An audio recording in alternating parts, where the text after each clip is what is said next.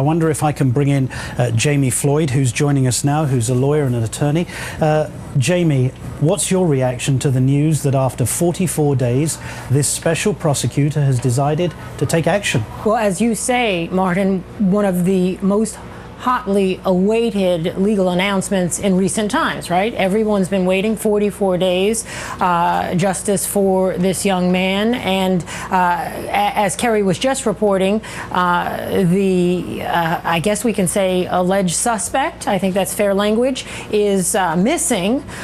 His attorneys having stepped off the case. So that's a big piece of the puzzle here. I think we can expect some charges. And I think this special prosecutor is somewhat courageous to have waived the grand jury and have taken the matter into her own hands, which is what she's done, on the investigation and any case that may go forward. Right. Now, on the specific issue of where George Zimmerman is, we're told that he made a phone call himself to the special prosecutor, yeah, and she refused to talk to him. Yes. But do you think that the special prosecutor ensured or asked about where he was at that moment? Do you think she may have bothered to check his whereabouts in order?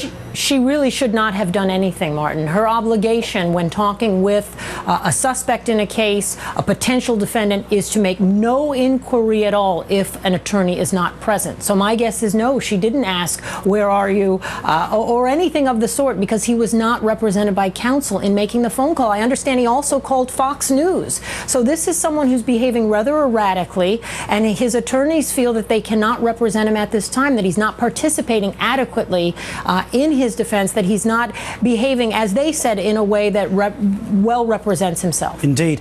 Let's go to the managing editor of thegrio.com, Joyanne Reid, who's there in Sanford. Joyanne, I wonder if our signal... Oh, yes, there you are. I'm glad. We lost Kerry just now. But what is the atmosphere down there? Because I imagine that news is now beginning to spread. I mean, we've got it immediately, but I guess people in the locality are now beginning to hear that something serious is going to happen today. Well, Martin, there was already a sense of anticipation, particularly in the black community here in Sanford. There are church services actually planned for this evening in anticipation that something would happen sometime this week. So there'll be a service at 7 p.m. this evening at one of the largest black churches here, where the pastor was already gearing up really to talk to the community about how to react if there were no charges. And so I think there's been a lot of pessimism about people, maybe reacting badly if nothing was done or if charges were not filed.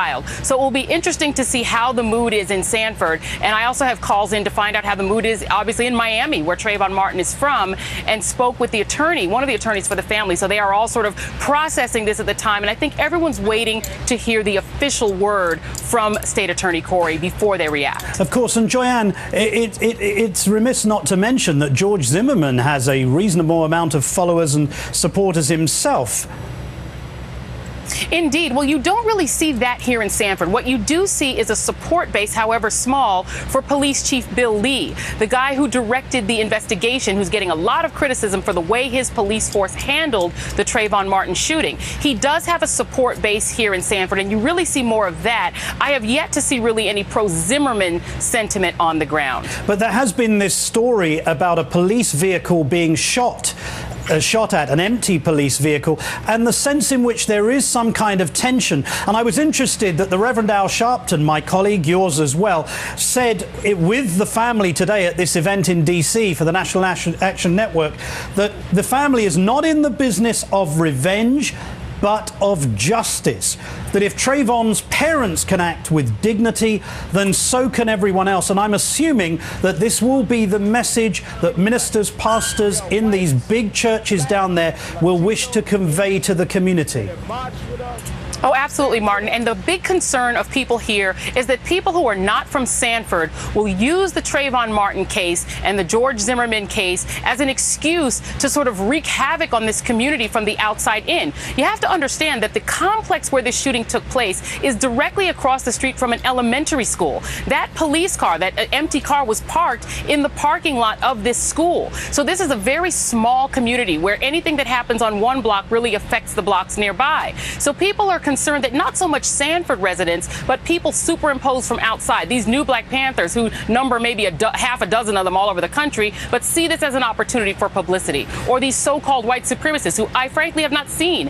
On the streets of Sanford, you see calm, you see normalcy, but there is a sense that people from outside this community could take advantage of this situation and really harm the community here in Sanford. That's terrific, Joanne. Stay with us. I still have Jami Floyd with us. I want now to go to Goldie Taylor of the Goldie Taylor Project. Goldie, I imagine that many people will be feeling that this, should the prosecutor, as we expect, charge George Zimmerman this evening, that this is the effect of local people, of a community rising up and challenging a decision that was made by law enforcement at the time to literally do nothing and allow this man to walk free. You know, I certainly believe that the core of the credit for standing up and making their voices heard about this case belongs to the people of Sanford, Florida. It was them who let out a clarion call to the rest of the nation to join forces with them in civil disobedience, to raise their voices on social networks, to take to the streets, to show up in churches, to really talk about why this case wasn't fully investigated from the start and why George Zimmerman has, you know, the glory of being somewhere else other than Florida today.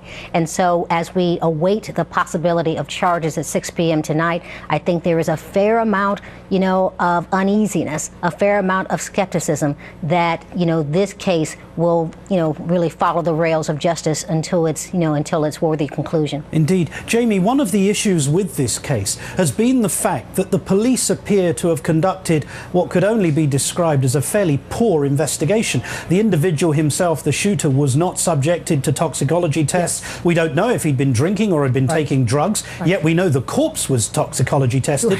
We don't even know if there were proper ballistic tests done on Trayvon's clothing, on the clothing of George Zimmerman. Well, what this case, I think, points up is there have been so many cases over the course of history, Martin, going back, of course, to the Emmett Till case. And I think so many people think of Emmett Till when they think of Trayvon. Many cases between then and now that we never have heard about. Cases in which law enforcement has failed in its duty. And here, perhaps, was another case in which law enforcement has failed. But as Goldie just pointed out, because of the light that has been shined upon this case, then perhaps the proper action will be taken. The question is whether we will end up in a place of justice or not. I do want to say, however, getting back to the point that Joyanne made and the request on the part of the family that we react to whatever announcement is made at 6 o'clock with dignity and composure, and that we begin a dialogue about what needs to happen from this point forward after 6 o'clock, whatever the announcement is, that in the last 44 days, we've reacted, many of us, with emotion and without being informed properly about what the laws are, about what can and cannot be done in this case. This stand your ground law is the fundamental root of the problem in this case. And that's Jami, what needs to be examined here. Jami, we have an hour to go through all of these details. Yes. We'll come back to it in a moment. Jami Floyd, Goldie Taylor and Joyanne Reid, please stay with us. Much more on this breaking news straight ahead. More on breaking developments in the Trayvon Martin case. NBC News is now reporting that criminal charges will be filed against George Zimmerman. Of course, State Attorney Angela Corey may have to find Zimmerman as she decides to charge him. In a bizarre 24 hours leading up to this point, Zimmerman's lawyers shocked everyone Tuesday, saying they'd lost contact with him and for that reason were no longer representing him. In fact, there's only one man who's been defending Zimmerman, who's spoken with Zimmerman, since his lawyers last did. So he's in hiding, and I actually spoke to him today. I'm not on the record, so I won't talk about the nature of the conversation.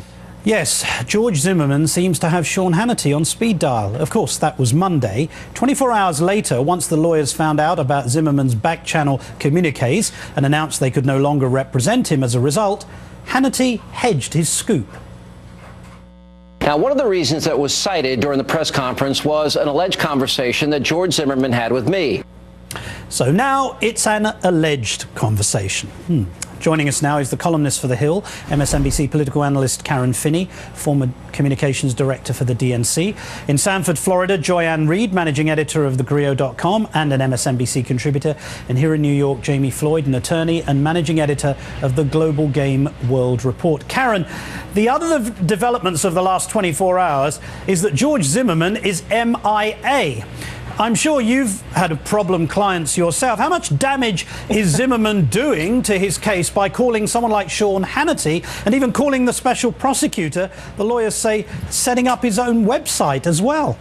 Yeah, I think we don't yet know, and we won't yet know until he is in custody and they have a chance to question him and kind of get a sense of his mental state. You know, one of the things that has struck me, Martin, as this case has continued to unfold, clearly we have a situation here where Martin doesn't trust the lawyers, right? So he's not trusting their advice. You mean Zimmerman? Zimmerman, sorry. Of course. I apologize. Not at all. But that Zimmerman, you know, he clearly doesn't trust these lawyers. He's not even contacting them. So that, and obviously that brings into question what is his mental state, and as you say, he's out there missing in action. Whatever it is the police thought that they might be doing at the beginning of all of this, thinking that they could just make this all go away, they've really made it worse, both for the Martin family, for Trayvon Martin, and for George Zimmerman, because this is really a pretty unusual situation to have, you know, you've got this guy out there calling TV reporters but not his own lawyers. That just doesn't sound right. And Joy-Ann, to Karen's pertinent point, Zimmerman's defenders have repeatedly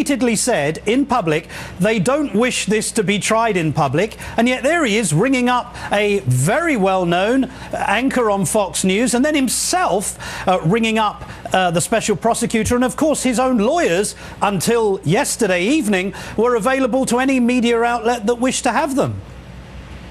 Well, that's absolutely right, Martin. What's been interesting, as you said, you've had the family of George Zimmerman, his father and his brother. Yes, they're talking to lots of people, but if you notice, they're talking a lot more to Fox and Fox affiliates. They seem to be presenting a very public case that is very much about Reverend Sharpton, very much about their claims that unnamed people are calling George Zimmerman a racist. They've waged a campaign that was really tailor-made in a lot of ways for a Fox News audience. So it's not surprising that if they were going to reach out to anyone, it would be someone from Fox News.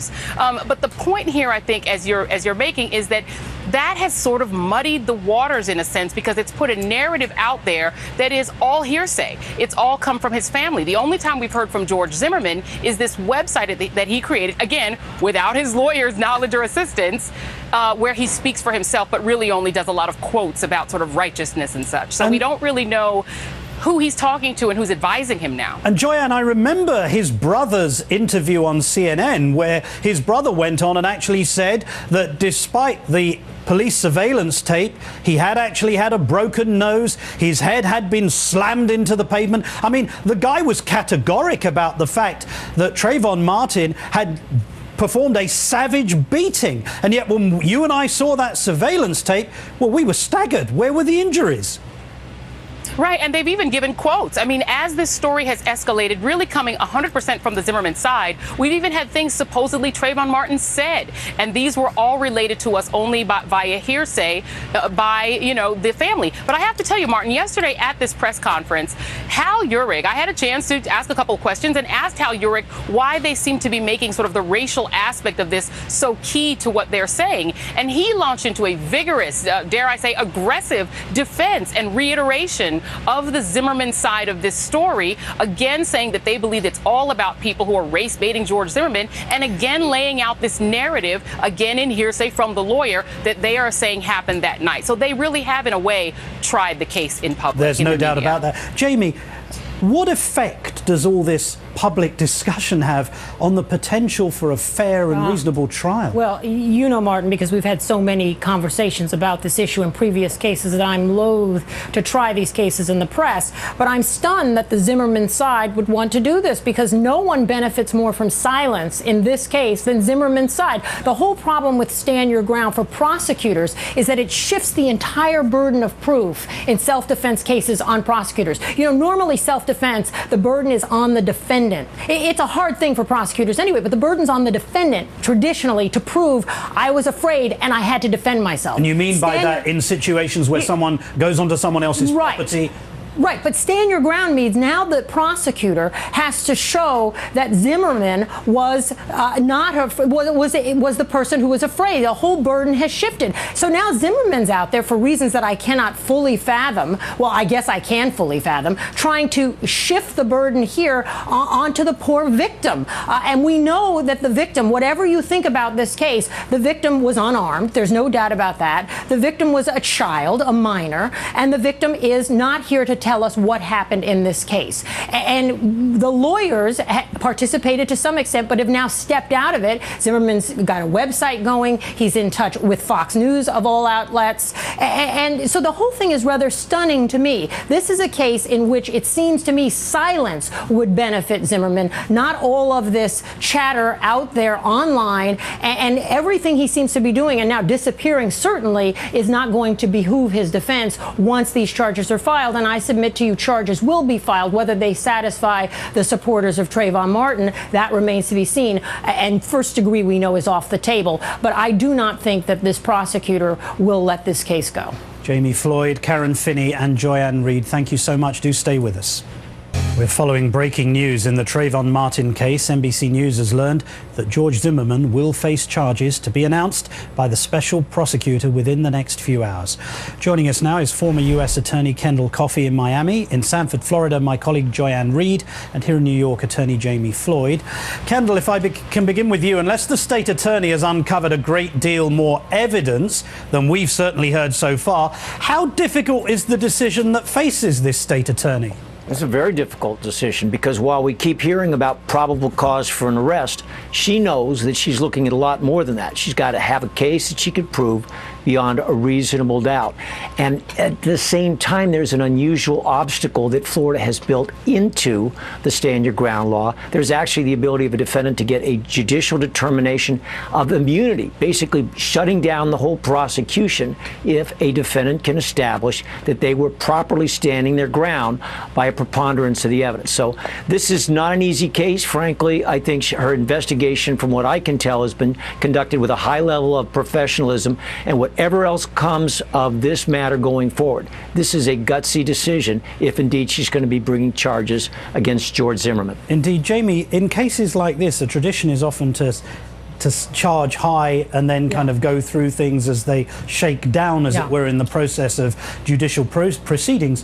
What do you think of her decision to do this? Because having dispensed with the possibility of a grand jury murder once out, we're now, I'm assuming, facing the possibility of a manslaughter. Yeah, generally you do charge high, hoping that you'll have either a plea bargain or some sort of compromise verdict. I'm not sure that's the wise way to go here. First of all, you've had extraordinary publicity, and we have now a defendant that's exhibited a rather different way of going about things, at least in the 44 days that we've had thus far. And this is a very different sort of prosecutor, a no-nonsense person, and as was well put just now, a rather extraordinary set of facts, a limited set of facts, unless she's got more information than we have. And I certainly hope she does, because one would hope the prosecutor's office has more information than the media. But if there are no witnesses, no specific witnesses to the actual events between Trayvon Martin and there are some individuals who have given interviews claiming to be witnesses to those events. But these are people who heard things,